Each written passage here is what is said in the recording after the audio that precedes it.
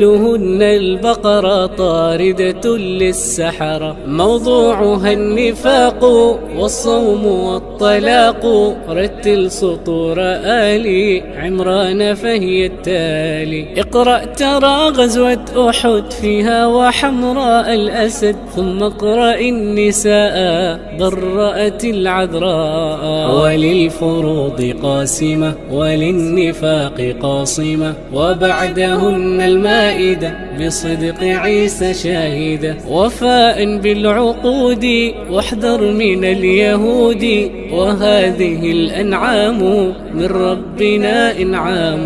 حمدا لرب منعم هدى لدين قيم، الأعراف بعد رددي إلى الختام واسجدي. اقرأ عن الأقوام والرسل الكرام، أنفال فيها أقبلت ملائكة